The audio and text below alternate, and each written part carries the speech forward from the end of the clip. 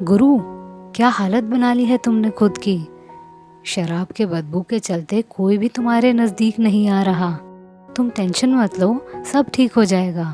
अपने नज़दीकी दोस्त वी के मूर्ति को जवाब देते हुए गुरुदत्त साहब बोले, यार मैं तो अब अनाथ हूँ। घर बिक गया, बीवी बच्चों ने छोड़ दिया, सबसे महंगी फिल्म फ्लॉप हो गई।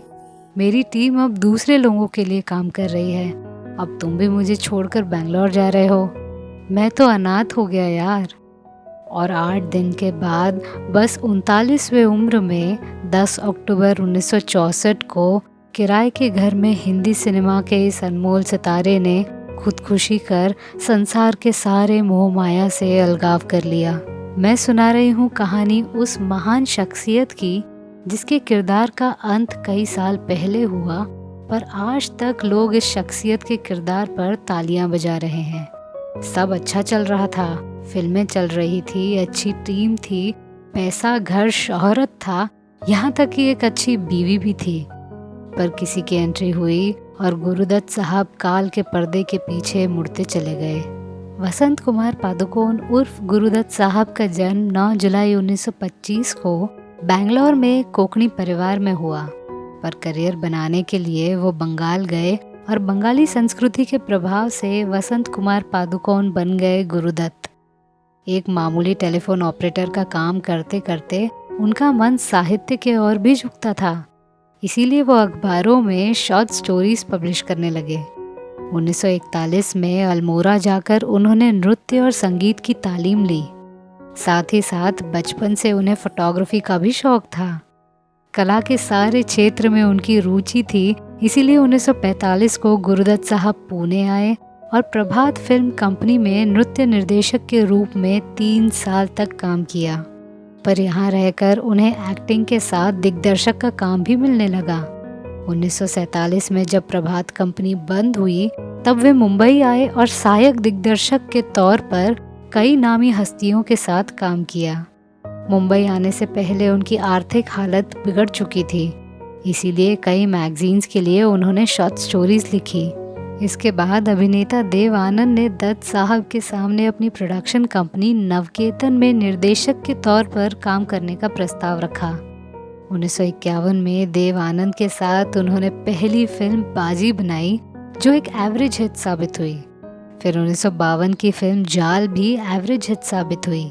कहीं ना कहीं उन्हें उस फिल्म का इंतजार था जो कमर्शियल हिट साबित हो। इसीलिए उन्होंने एक ऐसी टीम बनाई जो फिल्म निर्माण के क्षेत्र में अलग टेक्नोलॉजी के साथ काम कर सके। जॉनी वॉकर, वी के मूर्ति, अबरार अलवी, ये 3 हस्तियां दत्त साहब के 3 आधार थे। नई टीम के साथ 1953 में बाज रिलीज हुई, जिसमें दत्त साहब डायरेक्टर के साथ एक्टर के रूप में भी नजर आए। बाज फिल्म के बाद उन्होंने नए लाइट टेक्निक्स, कैमरा शॉट्स का आविष्कार किया, साथ ही साथ हॉलीवुड के सिनेमास्कोप टेक्नोलॉजी को भारत में लाया। इसीलिए फिल्म जगत में आज भी गुरुदत्त साहब का नाम लिया जाता है। वी के मूर्ति के अनुसार दत्त साहब फिल्म मेकिंग से इतने जुड़े थे कि वो शूटिंग करते वक्त अपना कंसंट्रेशन कभी टूटने नहीं देते थे और ओके इस शॉट को जाने दो, ये कभी बोला ही नहीं। Aar Paar, mister and missus 55, CID, सैलाब और प्यासा फिल्म बाज के बाद बनी। ये फिल्म उस वक्त की ब्लॉकबस्टर साबित हुई और देखते ही देखते दत्त साहब को लोग एक सफल डायरेक्टर, प्रोड्यूसर और महान एक्टर के तौर पर जानने लगे। जनाब, कहानी यहीं ख़त्म नहीं हो रही। दत्त साहब ने भी वही गलती की जो अक्सर कई सफल लोग करते हैं। दत्त साहब में टैलेंट की तो कोई कमी नहीं थी, पर अपने जिद्दी स्वभाव के चलते उनको उतरन का सामना करना पड़ा। गीता के साथ उनके वैवाहिक संबंध अच्छे नहीं थे। इसी बीच उनकी ज़िंदगी में वहीदा रहमान आई। दत्त साहब मन ही मन वहीदा जी से प्यार करने लगे, पर वहीदा जी ने इस प्यार को एक तरफा ही समझा। पर ये बात दत्त साहब समझ नहीं पाए और वहीं उन्होंने वहीदा जी के साथ कागज़ के फूल इस फिल्म का निर्माण किया। इस फिल्म ने दत्त साहब की ज़िंदगी पूरी तरह से बर्बाद कर दी। आप चौंक जाओगे, पर 1959 की इस फिल्म ने दत्त साहब के 16 करोड़ रुपए का नुकसान कराया। जो आज के ज़माने में करीब 800 से 1000 करोड़ के बराबर है, क्योंकि इस ज़माने में मात्र 6 से 7 करोड़ में भी एक अच्छी फिल्म बनाई जा सकती है। तो उस वक्त के 16 करोड़ का नुकसान होना ये बहुत दुखद बात है। इसीलिए उन्होंने 2 बार आत्महत्या करने की नाकाम कोशिश भी की। इसके बाद 1960 में आई फिल्म चौधरी का चांद ने दत्त साहब को थोड़ा बहुत सहारा दिया।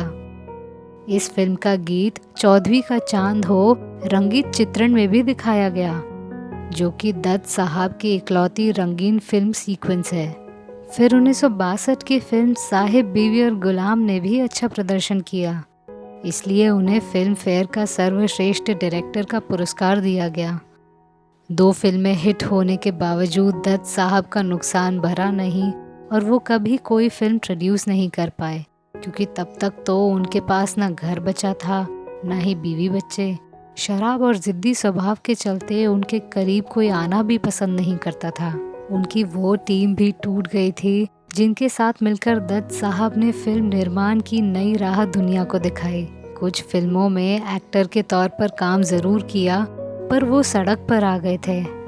रात भर नींद नहीं आती थी, इसीलिए उन्हें नींद की दवाई लेना पड़ती थी।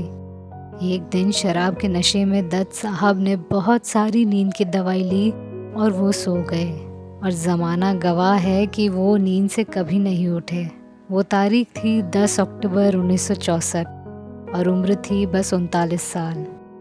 किसी ने कहा कि यह आत्महत्या है, किसी ने कहा कि शराब का नशा है, किसी ने कहा कि वो पूरे होश में थे और अगले फिल्म की तैयारी कर रहे थे। सच्चाई चाहे जो भी हो, पर गुरुदत्त ये नाम अब दुनिया से हट चुका है। उनका अस्तित्व मिट चुका है। दुनिया के नज़र में वो जिंदा रहे बस फिल्मों में। दत्त साहब की कहानी उनके मौत के बाद भी नहीं थमी। अपने जीवन काल में उन्होंने जो भी फिल्में बनाई वो कल्ट फिल्में साबित हुई। यहाँ तक कि जिस फिल्म ने उन्हें तबाह किया, उस कागज़ के फूल फिल्म का नाम आज हिंदी फिल्म जगत के सबसे काबिल फिल्मों में शुमार है। इतना ही नहीं, आज दुनिया भर में प्यासा इस फिल्म का नाम गूंजता है।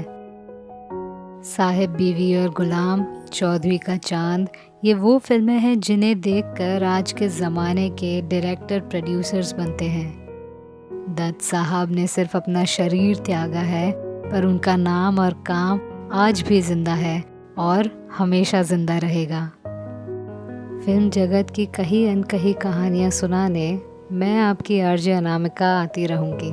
तब तक के लिए हमारे channel biography and real life stories को सब्सक्राइब करिए और इस अनसुनी कहानी को लाइक शेयर ज़रूर करिएगा। धन्यवाद।